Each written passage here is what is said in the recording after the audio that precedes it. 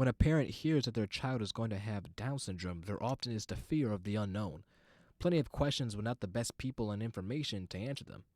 Assemblymember Karen McMahon, whose district covers the town of Amherst and the village of Williamsville, was able, with the help of her fellow lawmakers, to pass legislation into law late last year to help combat that fear.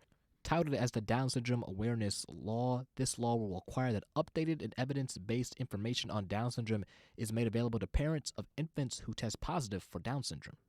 Directing the Department of Health to create a Down syndrome awareness program to make sure that physicians had information about Down syndrome, specifically clinical course description, life expectancy, expected intellectual and functional development, available intervention or treatment options, information hotlines specific to Down syndrome, relevant resource centers for clearinghouses, national and local Down syndrome organizations, and any other information that the Department of Health would find relevant.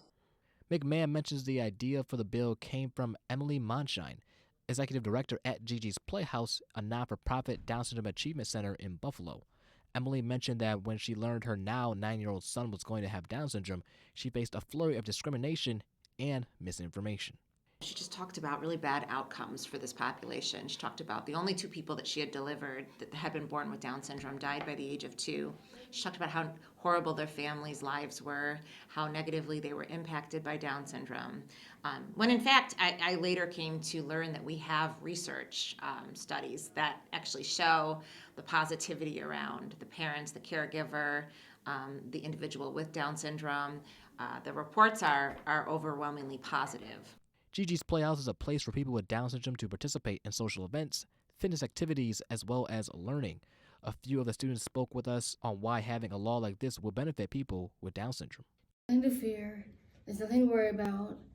Yes, there could be a law equipment for any kind of disability or condition, but if anything, it should be worth it, because everything's worth it when we put it together.